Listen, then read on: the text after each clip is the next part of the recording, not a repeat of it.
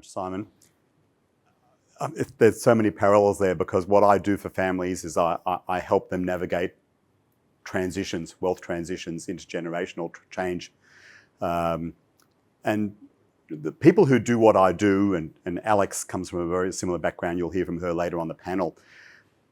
Accountants do it and lawyers do it. And when I do it because I come from a family and I understand the journey.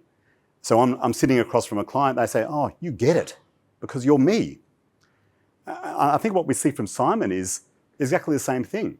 He's dealing, he's a founder-led business and he's dealing with founder-led businesses. That's his bread and butter. So, he sits across the table, or Prime sits across and say, well, we get it. It's in our DNA. So I think it's a fantastic story. And it emphasises the importance of that connection of, shared values, shared way of looking at the world between Prime and its clients. And I think that's expressed, from the top down. So thank you, Simon, for that. Now, in the role of Peter Edwards tonight, we have David Leeton. So David has worked with Victor Smorgon Group. So Peter Edwards is a grandson of the late Victor Smorgon, and he leads Victor Smorgon Group, their family office. So when you read in the media about the Smorgon family, that's bullshit, okay? Because the Smorgon family had many branches and they split it all up.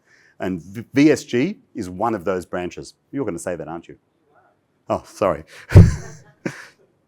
So his employee number 2 worked there for 30 years, CFO, treasurer for 20 years, managing financial reporting and strategy, equities manager for a decade, chairs the family council, oversees charitable funds, directs Victor Smorgon Group family office, advises family members on, so conciliary. Is that a good, you'll take that. Life member of the Lighthouse Foundation, director at Future Generation Fund.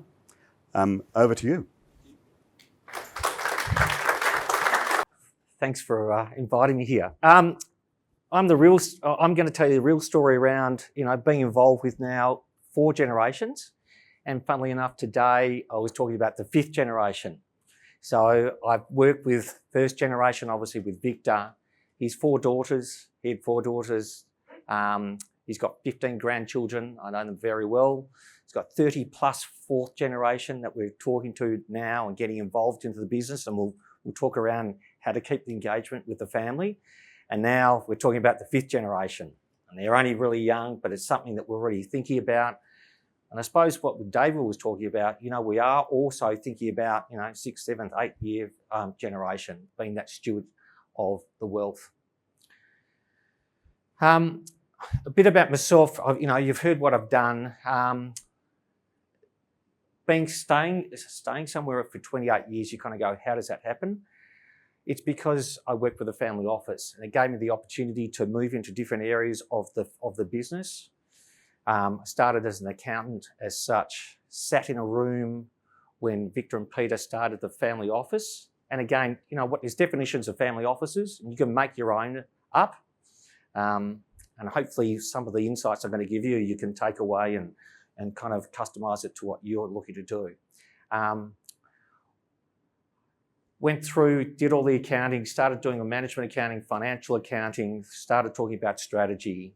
As part of all of that, one of the key things that the family was involved with was a lot of philanthropy. So that allowed me to get involved with philanthropy, both from a management position, as managing the money, looking to give it away as well.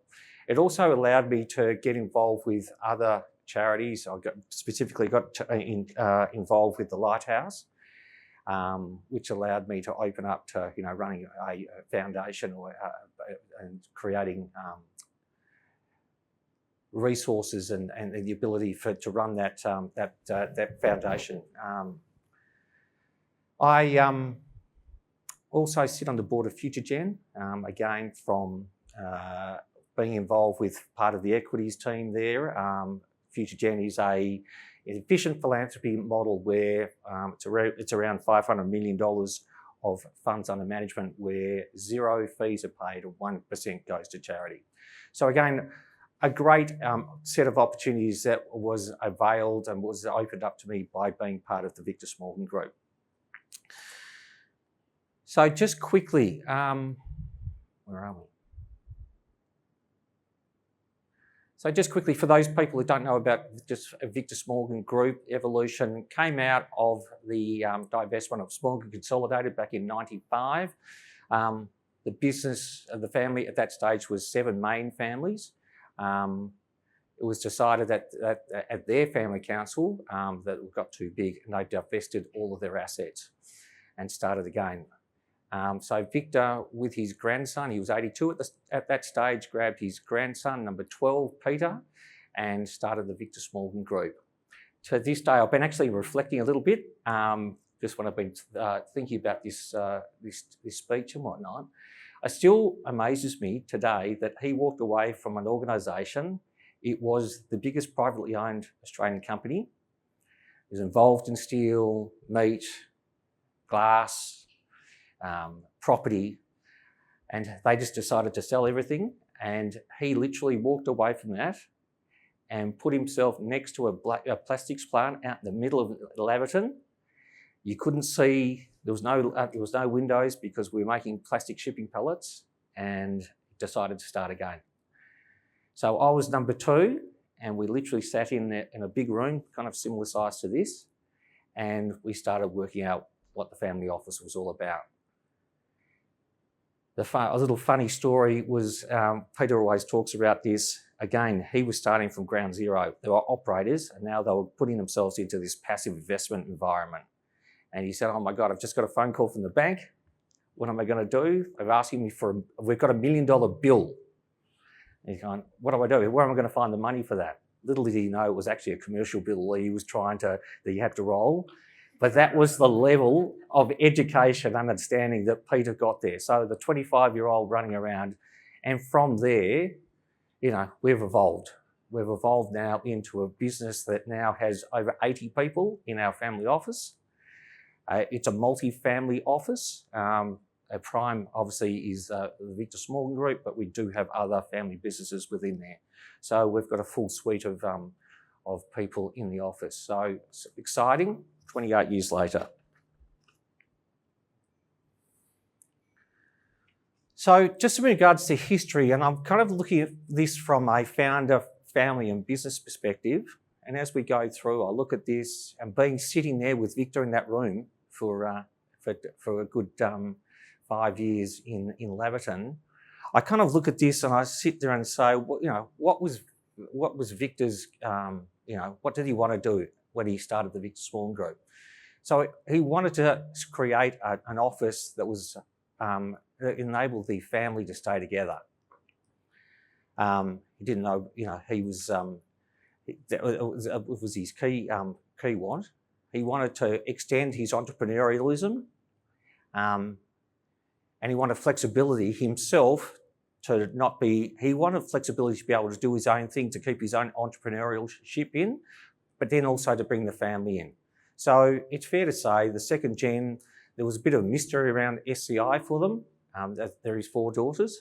So inviting them into a family office was a challenge for him. In regards to the family, so I was thinking about the family, so now this is new and we're thinking about the challenges that they thought, well, now I'm getting brought in, I really haven't had the education that, maybe I should have. We start from, some of the questions that were asked were, how the dividend's going to come out, how do I get involved? I haven't been involved. He only had Peter working in his immediate family, working in the business. The 4 daughters weren't actively involved with the Smorgon Consolidated business. So how do we get them involved? How do we look for succession? How do we plan for this? And in regards to the business, I was the second employee. How do we help? Pete? How do we help instigate that CEO apprenticeship? And then we think about really one of the first things was to set up the family council. Yeah, so that was, I suppose, a major part of the first string. We evolved down the road, and we keep on now. The founders talking around He's now sending out inconsistent messages to the non-working family. So again, communication's really big, and what I see is the success of the Victor Smorgon group, and I'll get to it through the slideshow. But I think they've been very good in regards to communicating. Hard conversations, clear conversations, but the ability to actually have those consistent meetings, consistent and evolving reporting has been key to the success of the Victor Smorgon group. We think about further on, we go to, how's then we start evolving the rules. We didn't really have a rule book, there's no manual. It was a family office. No one really knew what a family office was, but we made them up. So you could see the evolution of that. And then we created, as a business, we started creating policies to go on there. Another key success factor for what we think we've done is set up the family office.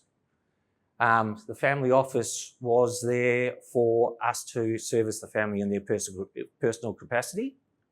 That was one of my roles. We did want to have a cousin speaking to a cousin about their personal affairs.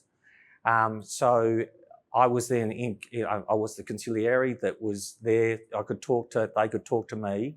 There was Chinese walls. I never spoke about family members between them to Peter and whatnot. And so there was a field of trust. And I think about, for me, when I think about our family office, is the sign of success is them actually walking through the door. Walking through the door, not having to be told what's going on and whatnot. If they want to come and they're getting involved, that was a key success factor in my mind. And then we talk about then the post-family office and what we did there in regards to then start becoming more formal in regards to it. So it wasn't just Peter and Victor, myself and a few others making business decisions. We then started really more formalising it. We started talking about risk and expectation. So the risk and expectation, we talk about communication. The risk and expectation part of what we did is another key success factor. 2009, Victor dies and passes away. Very sad, obviously. But from a business perspective, everything was set up. The funny thing was, it wasn't actually that big a deal from a business perspective. We had the family council going, we had the reporting, we had the education starting. So when it did actually happen, it was business as usual. We just didn't have Victor at the table, stamp his fist. He did start to, over the time I've been told, I got him from 82 to 95. He said that a lot of people say that I got him at the best time. He wasn't as tough as he was back through when he was in his 20s through to his 70s. So it really was just business as usual. Then again, trying to then, we found then with his absence, with his presence gone, then people really started to focus. I just can't rely on Victor making all the decisions. Now I've got to step up as a family council member and whatnot. So again, we had to think of ways to actually help that along the way. So we developed an FAQ. So again, at a level that if everyone could understand. So again, just the business, helping the family to develop, where we've got to. We talked around then the early stage of transition, the family, again, one of the things that we do, and it's sitting on the family council for all that period of time, we do challenge. We challenged whether do we still actually want to be together? It's actually a question. It's a really hard question. 8 years, kind of circa every 8 years, it's like, do we want to stay together? And so that's really confronting. We've had various facilitators come in. Let's not listen to our own bullshit the whole time. Let's get someone in to ask the hard probe and whatnot. And in fact, we're actually having a session next week where we've had interviews done for the family, go through. It is a family business. It's not a corporate. It's a living thing that has family issues that go along. So we've got to incorporate that plus the investment side into it. So it's a different beast in regards to that. But they do challenge themselves. And there are hard conversations had. And they do get annoyed with each other. but it's set within the rules that we did in the Constitution. The Constitution, I'll go through how we vote on things, but it really doesn't get to a vote. Yes, we can, but it really push comes to shove. It's through conversations. We meet every month. We go through everything. I'll go through the detail, but we sit there around there. We engage with them. If you've got questions, push it up to the family council. Be informed. Get yourself up the education curve. So that's what we do. Talk around now in regards to how we've set ourselves up. There's probably no surprise. We'll go to the investment committee first. Again, we've got a whole lot of the senior leadership team. Everyone's responsible, report up, all the material stuff there. We've brought 3 independents in. We just can't have people in the business. We need that external. So we've had 3 independents there for a long period of time. Got a CEO. I'll go through it. Pete's been in this chair for 24 years. We've actually just recently appointed our first external CEO. He's not a family member. We're going through that transition.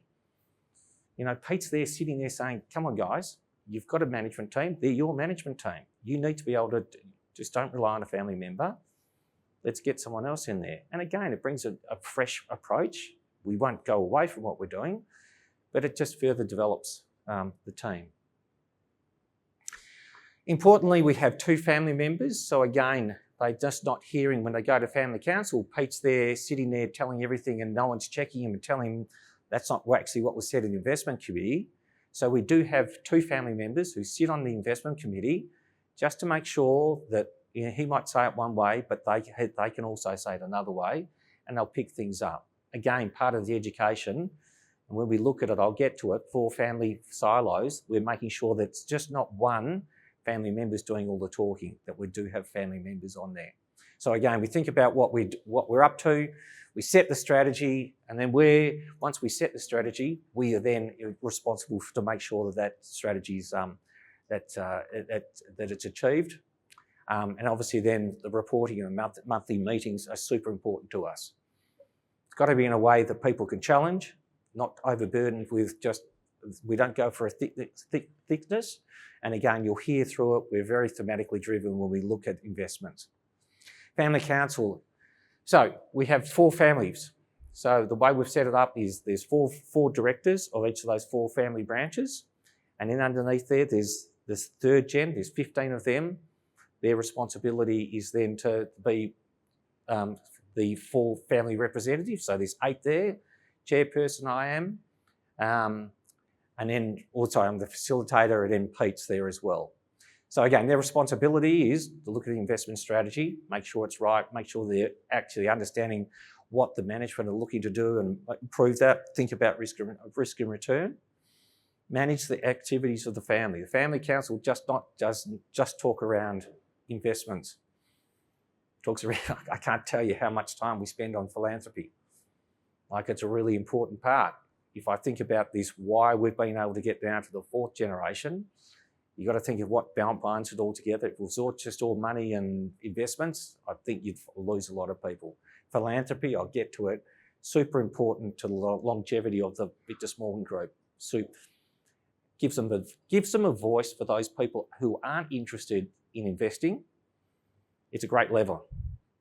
You got the guys who are straight up and whatnot.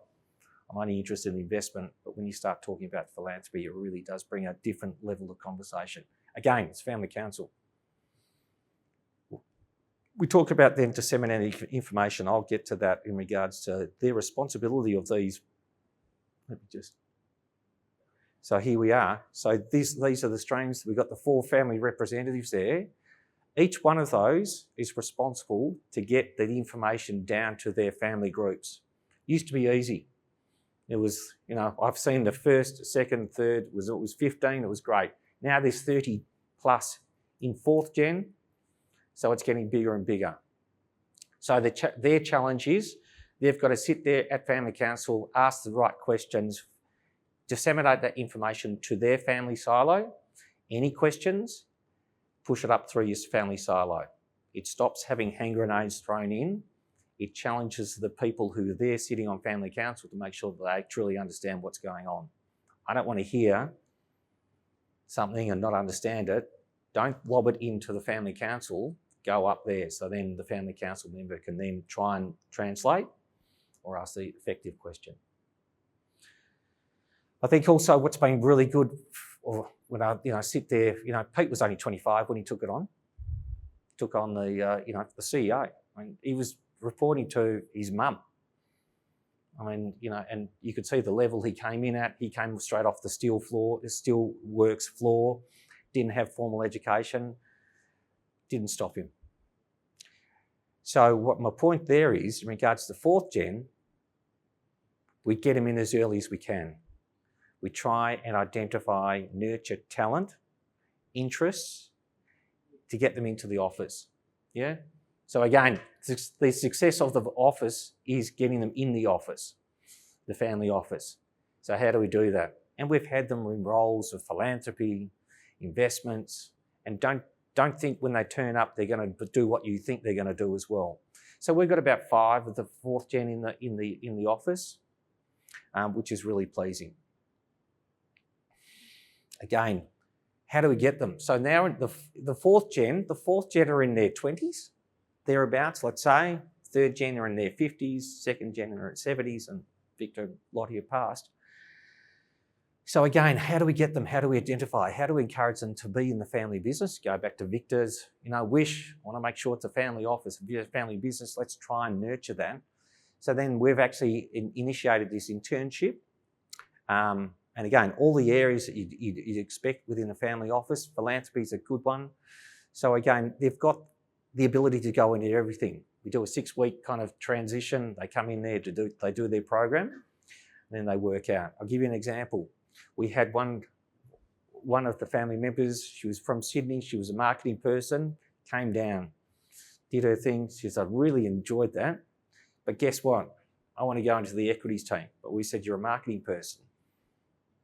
Well, she's ended up in the equity. She's really enjoying it. So again, just part of being part of the family office.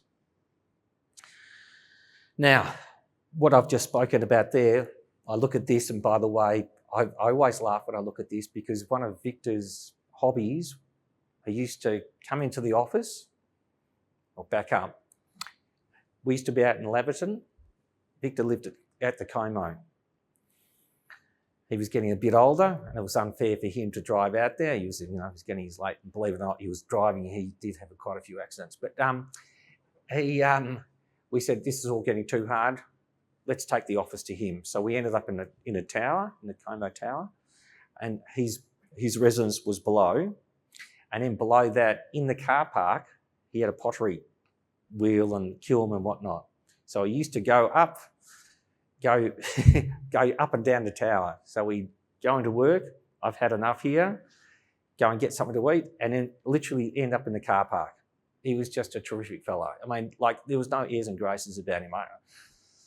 Dave, go and get me a pie. Just, go and get me a Coke, doing all of that stuff. He just wasn't interested in wealth in a weird way. So if we think about this, again, we've spoken about it, everything pivots around, why I said that is, it looks like the ashtrays he used to make. And back, we used to make ashtrays for all the bar mitzvahs and the weddings. He made one for my wedding. It was that type of guy. But this was, basically his ashtray. It's not politically correct now to do that, would it be? In regards to, so again, we talk about there, you can see the family council, everything pivots around there. We've got the business, we've got the infrastructure to make sure that it all goes. So we've got our tax and legal, admin, all the things you'd expect, group accounting. And then outside, we've got all the various parts of what we now have our 80-person family office. And again, all the VC, lots of US, we love US property at the moment. Aussie property we've been in and out of mezzanine finance. We're really proud of what we've done in regards to our global multi-strat fund. So it's something that Prime's been interested in and put some people in, which has been great. We've opened up to externals. We've spoken about the family office. We've got the funds management business. Again, part of that, the whole evolution was, how do we get a few taps on the door? How do we get people to invest with us, co-invest? For the first 20 or so years, we used to do it on quite a casual basis, like Bear Trust, come along. But now when we thought about the fourth generation, how do we make sure the The reporting is consistent. There's a professionalisation of the business. We said we have to set up a funds management business. So when we're speaking to the fourth gen, we can provide them with a professional product. So thus we set up the Victor Smorgon Partners about 5 years ago. Spoke about philanthropy, all the various things we do there. Again, engaging with the fourth gen and making sure it's interesting for everyone. We have various scholarships, funds, but the one that's quite interesting is called Time, Talent, Treasure. So as long as you can show one of those things, we'll support you to a dollar amount. So if you put your treasure in there, some dollars, we'll match it. If you've got some talent, some treasure, you'll put your time into it, they'll also support us as well. So again, just making sure that we're supporting the family and their pursuits. Wealth advisory, and we've got some M&A capabilities now from some KPMG people who've come into the office, advisory and accounting function. Again, when we look at the family office, we then, we can see the major silos we've got there. The family office, super important.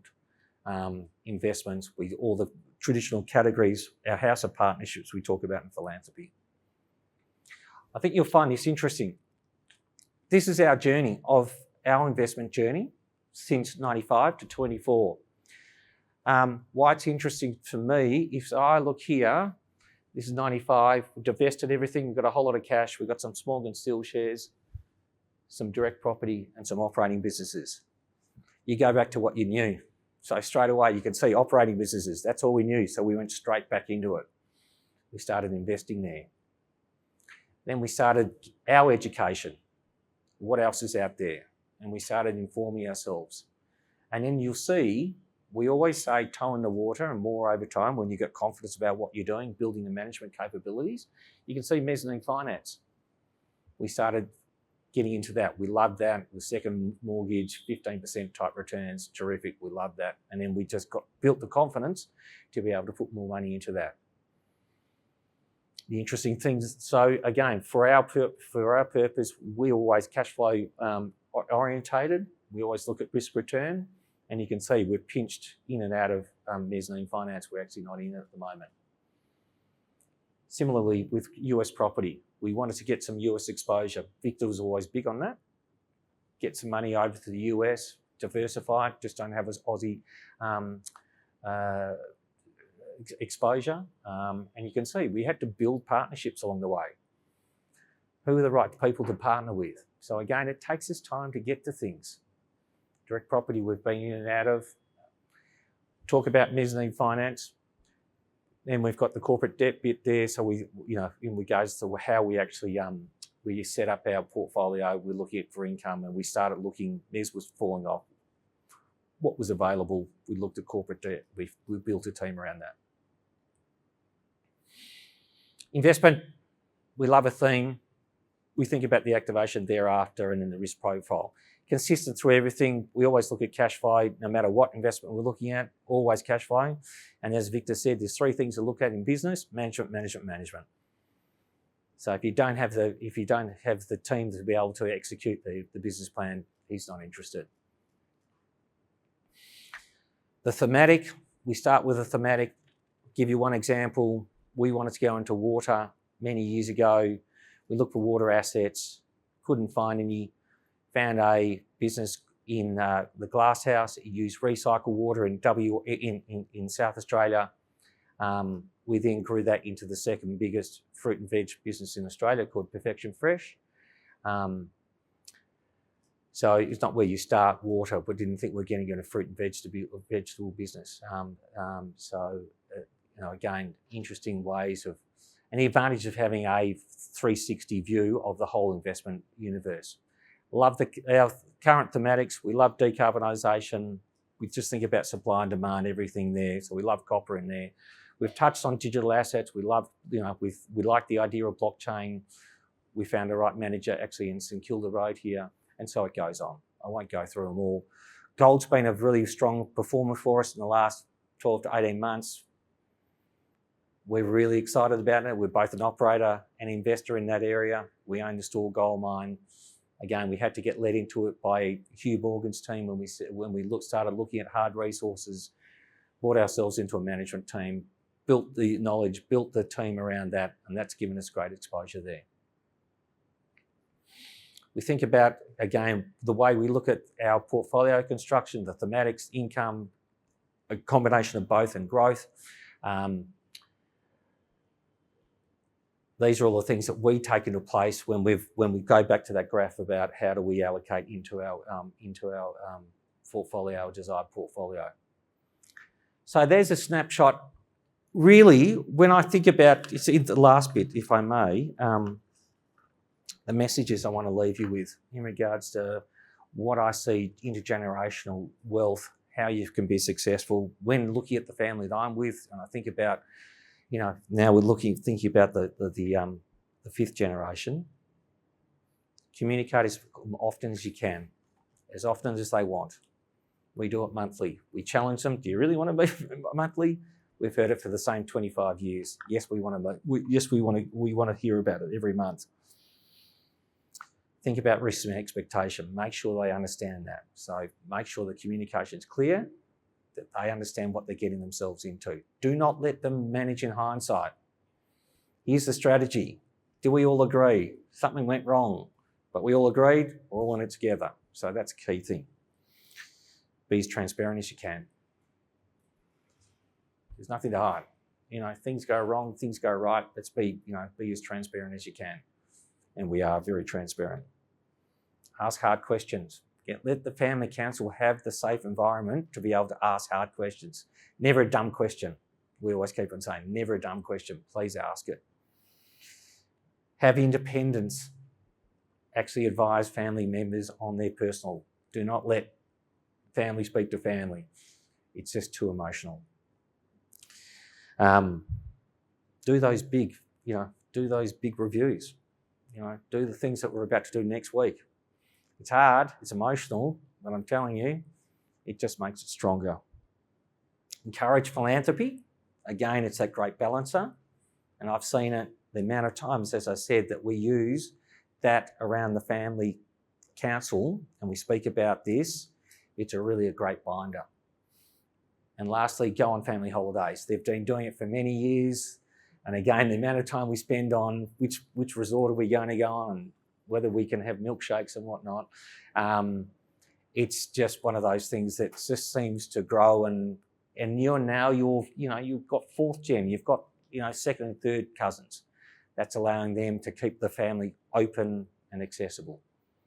Hopefully you got something out of it. Happy to take questions. Thanks, Simon, for having me. Any questions?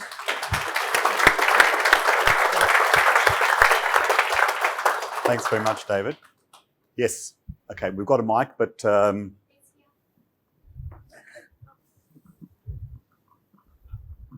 Thank you for that.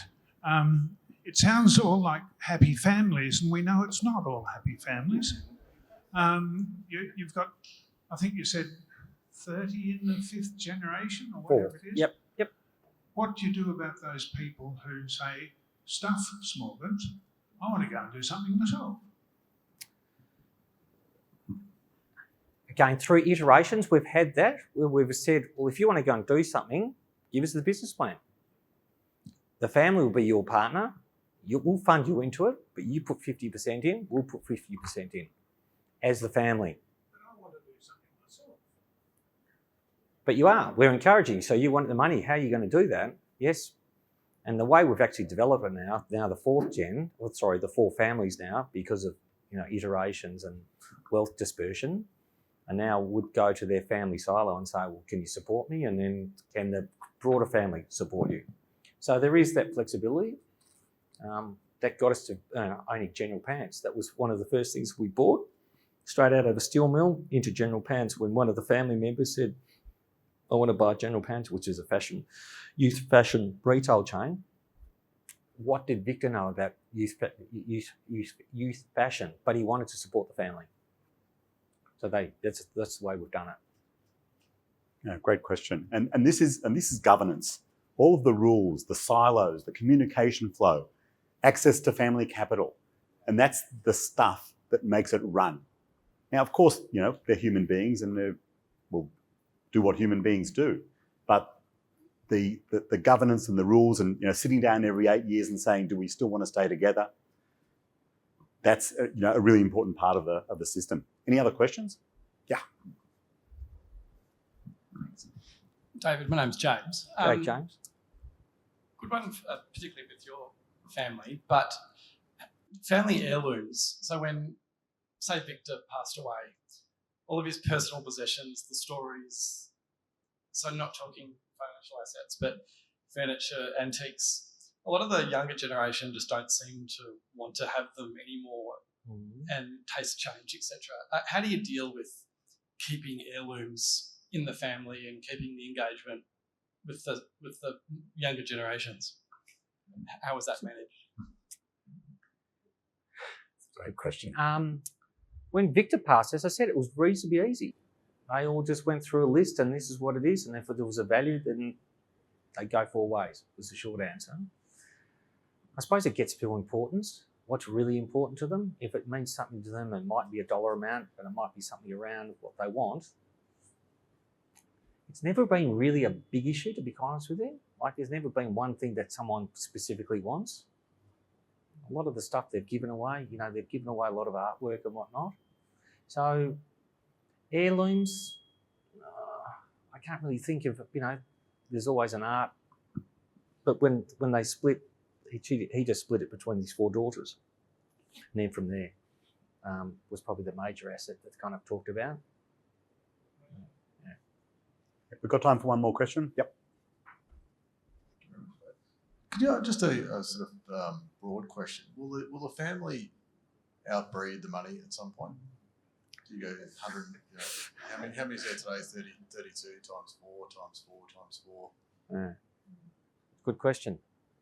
We've got to perform as a business, first and foremost.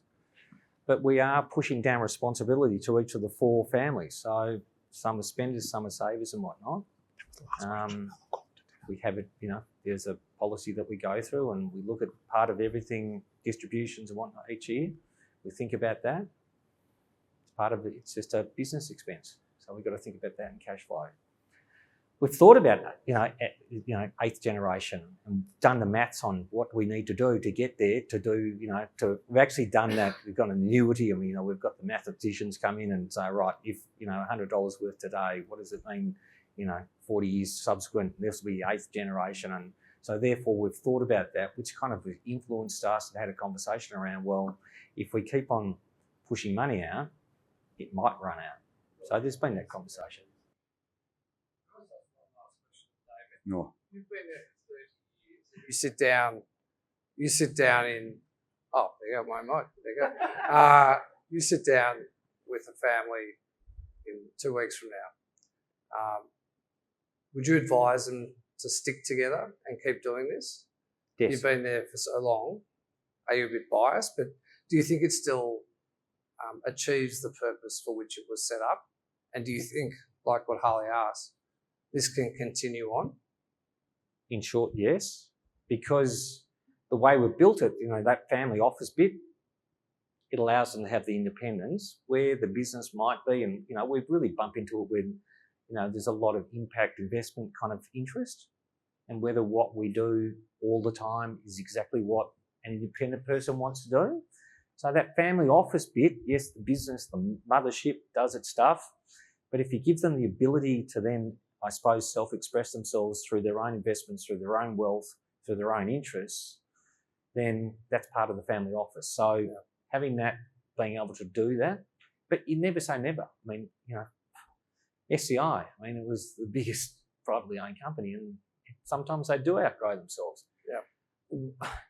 To go back to what I'm saying is, I'd get worried, and I'd probably answer a question differently if they weren't coming into the office, that they weren't sitting there around the table talking about philanthropy. They weren't coming in talking around, asset succession. They weren't talking about their kids, paying a bill and whatnot. Yeah. So the flexibility, not everyone uses the family office too, by the way. Right. Some people are very plain vanilla, don't really want to know about it. Others are super interested in it. Yeah. But the flexibility to give them that independence, I think, yes, it's working at the moment. Now it's a 4th gen. We've got to think about how we engage with the fourth gen. You know, they're trying to buy houses. How do we make that easy? We used to have a home loan. Victor used to give out home loans and say, right, here, I'm going to give you that. And it all got really cumbersome, and we had a book and blah, blah, blah. Let's just clear it up. Everyone got $100. Just let's get on. And everyone's, you know, I was able to do that. So we've got to do that next kind of iteration of that fourth gen. How do we let the fourth gen buy their homes? How do we encourage that? Do we push that down through the silo? Does the mothership help there? So all these things we're thinking about. Yeah.